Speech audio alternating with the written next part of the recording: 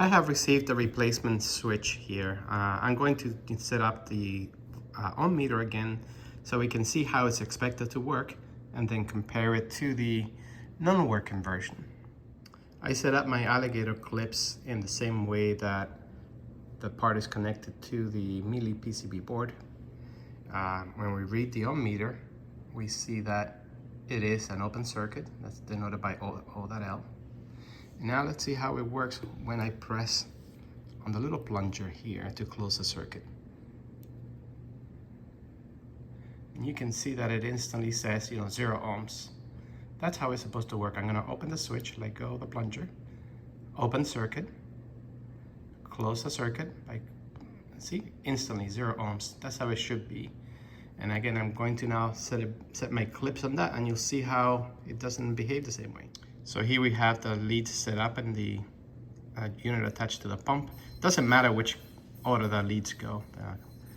Again, open circuit, OL, as expected. Now when I press on the plunger, we expect that to go to 0 ohms, and it's not.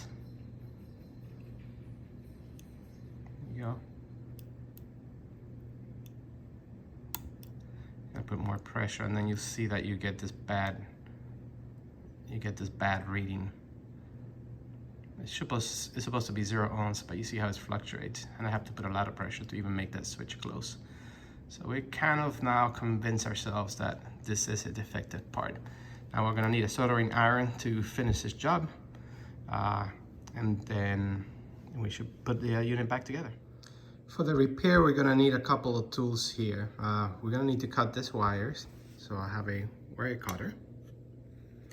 And then we're gonna need to strip them. So you need a wire stripper. And finally, we're gonna need to solder that wire onto the new switch. So you're gonna need soldering and a soldering iron. It's a very cheap part. It's probably like $10. The whole thing cost $15. So good investment to have. What's really important here is that you pay close attention to where the leads for these wires are gonna go. Because remember that there are three terminals here, so you wanna make sure you get the right ones. Pay close attention to that, right? You can see this lead is separated a lot more than the last one to the middle one here. So you're gonna be attaching it to the ones that are wide, more widespread. The order of the wires should not matter. This is just a switch. Now, I like to always be careful and replace things in the same exact order. So I do have my wire marked over here, so I know that it'll go in the outside. This one will go in the middle. But again, it should not matter. Just, for completeness, just always put back things the same way they were. All right, so I have cut the old switch out, stripped the wires, maybe about like 1/2 inch, and then wrapped it around the terminals here as tightly as I can. The idea now is that I'm going to put a glob of solder on each terminal, on each side of it, so that it becomes a complete solid attachment to those terminals. You want to make sure that it doesn't wiggle, that it's not loose. It's got to be a really solid connection. To do that, I'm going to take the soldering iron, heat it up first, and then you're going to basically touch the terminal until it gets a little hot, and then put the soldering, the solder next to that hot iron, and it'll melt into a little glob, a little ball. So I'll do that on both sides of the terminal so that it really makes a strong connection. I'm not gonna be able to show that because I cannot hold the phone, but I'll show you the results after. I've heated up my soldering iron right now. Remember, this is a tool that can burn you, so don't touch any of the metal pieces there. But it should be hot enough now, and you can confirm by, if I just touch the soldering here, it should instantly kind of melt. You can see that it just melted into a little bowl here. Then what I want to do is, I want to get rid of this.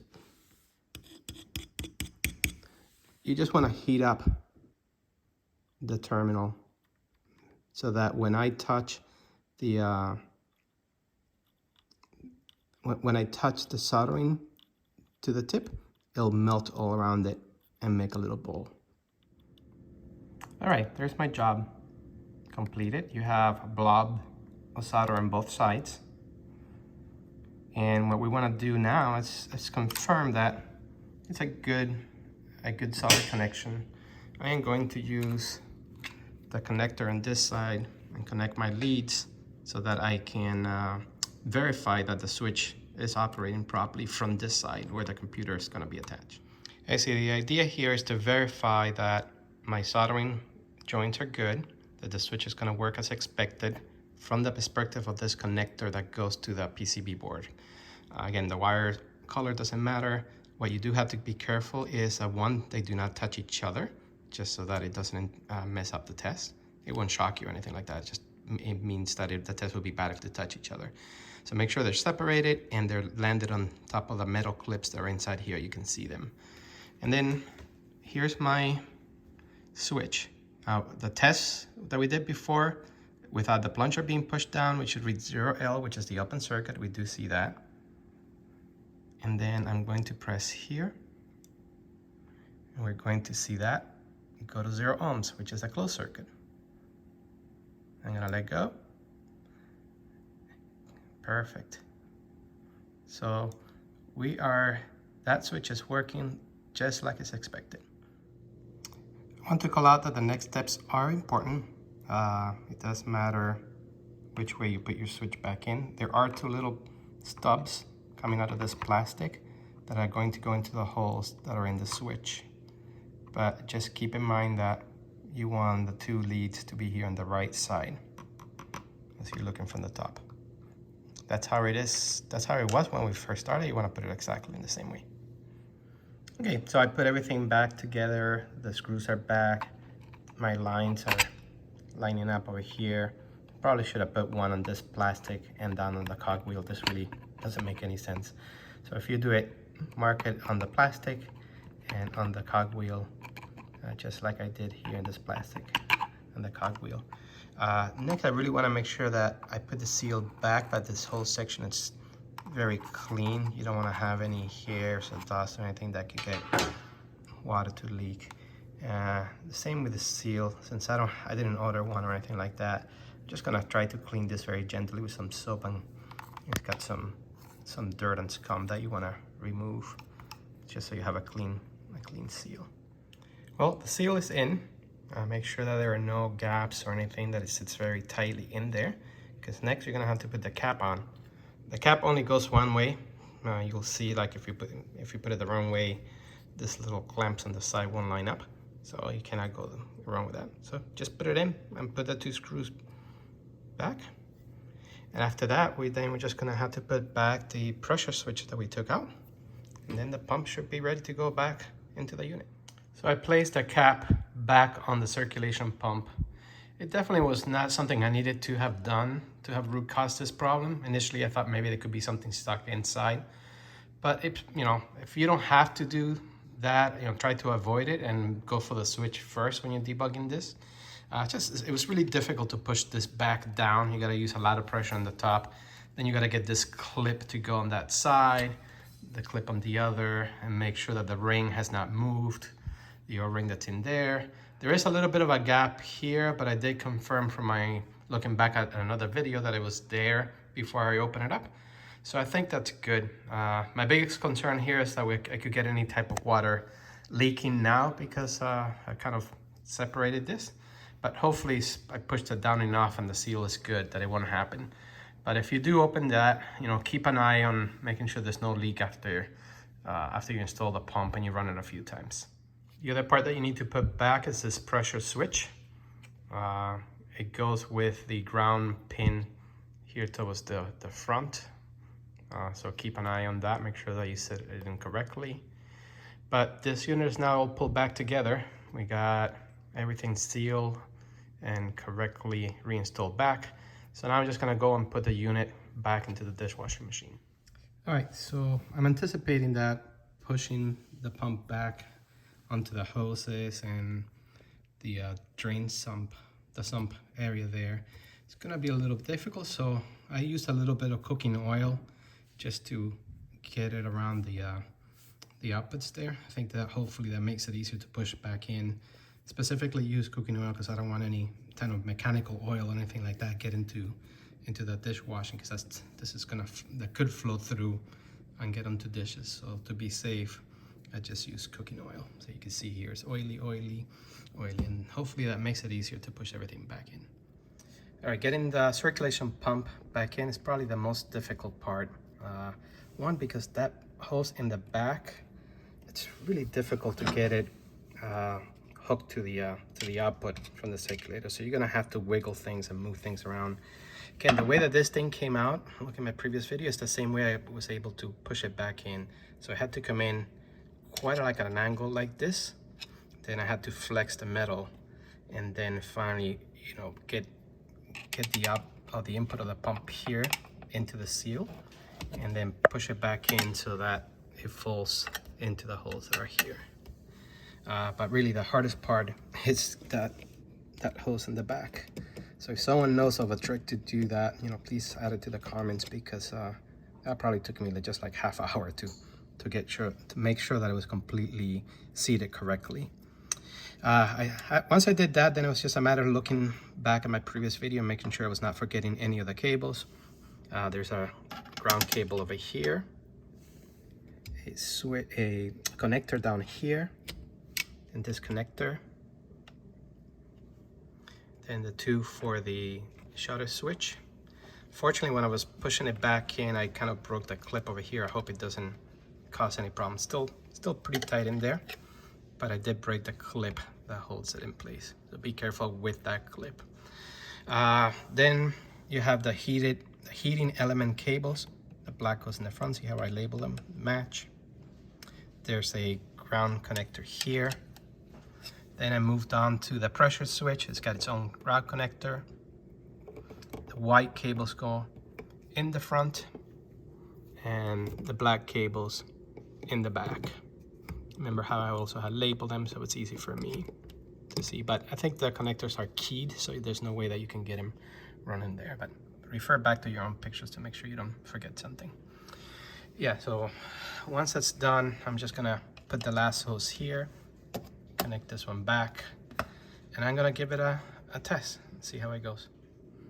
All right, the last two hoses are in. This is one of the outputs from the circulator pump, again, to the lower arm, and then the drain that goes to the sink. Make sure that the clamps are sitting on top of the plastic. Don't forget your ground. I had to remove it in order to, well, I wanted to make sure I would not, you know, cut it when I was playing with the pliers here. So I just removed it to give myself more room, but make sure you put it back. And one that I didn't show before is I needed to put the bolt that holds the pump in there. So don't forget that. One last final check, just look around, make sure that everything, it's okay. I'm going to run a few cycles with it before I push it back under the counter.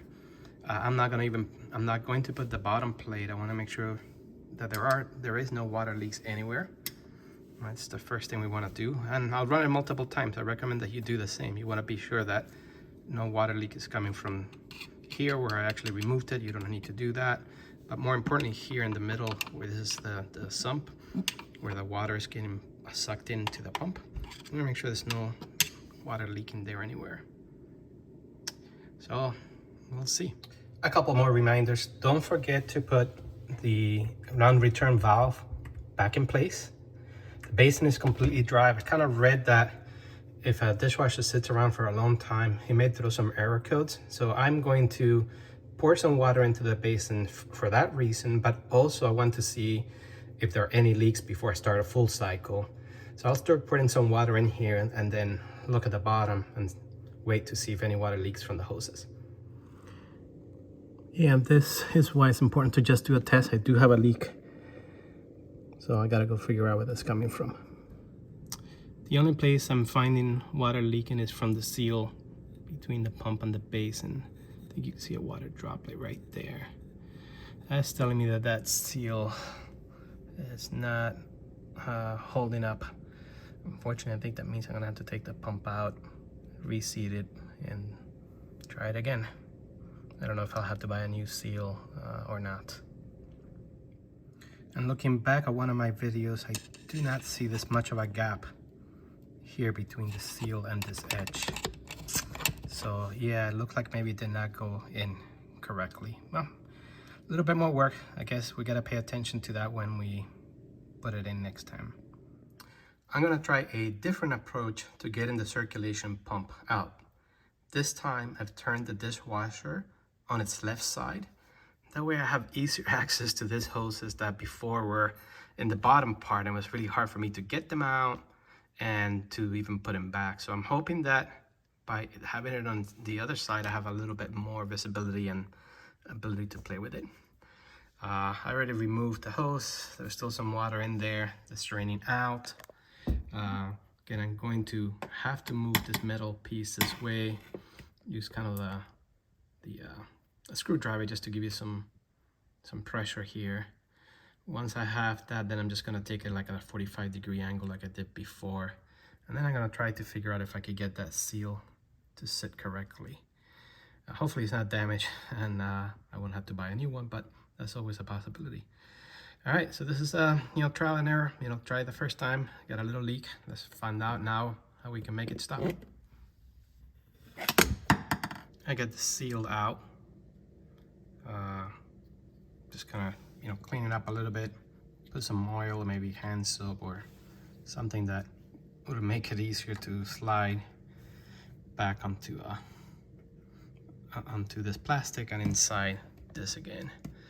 And then I'm just gonna try again and see if water leaks out or not, but it doesn't look like it's damaged. Maybe I just didn't push it well enough when I put the pump in the first time. Yeah, and sure enough, I can get the seal all the way to the back and it doesn't have the gap that it had before. So I think I should have taken the seal out, attach it to the pump, and then put the pump in. That's where I made the first mistake. Incredible what a difference it makes to have turned the dishwasher on the left side. Look how quickly I was able to put these two hoses in. It took me like 30 seconds. Very fast. All right, so remember, it goes in at an angle. I'm gonna make sure that this goes all the way in the seal, but the hoses are in there, piece of cake. God, I wasted 30 minutes the other time when it was upside down. Lesson learned. I'll make sure that I call that out in the video. Okay, so I think I got the seal in and the pump is very close. I think it's inside the seal. This hopefully will not leak. This time I'm not gonna tie everything back. I'm just gonna do the water test. I'm gonna reconnect the hoses, add a little water, and make sure that that seal is tight before I come back and reconnect everything. Because if I need to get this pump out or wriggle it again, I don't wanna have the wires in the way. So let's do a test first by putting some water into the basin and see if anything leaks. Again, put the hoses back. I'm not even gonna clamp this out. All right, so that was the second time installing the circulation pump and doing my water test. I added a little bit at a time. Nothing was leaking, so now I just added like a full quart to kind of fill up that basin there. I'm just gonna let it sit for 15 minutes or so. I wanna make sure that there's not a slow drip or a slow leak anywhere. But so far, so good. At this point, I verified there are no leaks, so I've gone ahead and retightened the hoses. I put the clamps back. Then when I did all the cables, the connector here, this long ground cable, 1, and then 2, 3. Then on this side, I reattached this hose. Also to the basin, don't forget that. Same over here. Ground cable. This is the heating element, black in the front. I had a label before. And then you can't see it here, but the pressure switch in the back. Remember that the white cables go in the front and black in the back. Oh, and finally, don't forget to put that bolt in there. So I think now I'm ready to turn it back on upright and then do a test, an actual test, see how it goes. All right, so here we are, the culmination of 2 weekends worth of work. One to research, triage, and find the root cause, and then this weekend to try to put together everything back. I have cleared the error codes. We want to start, fresh, and then we're going to start a cycle, and then we'll see how it goes. Remember, at 30 seconds, we usually were getting the F84 before. So we'll wait 30 seconds here. That's the drain cycle. We expect that. You can hear the water draining.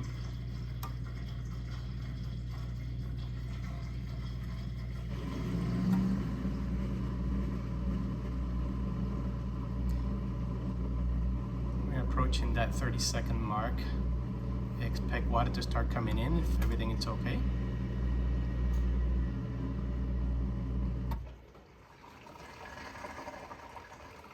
And that sounds like water's coming in. We already passed the 30-second mark.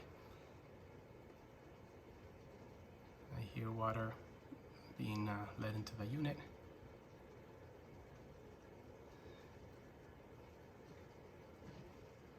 And then we should hear washing in a second.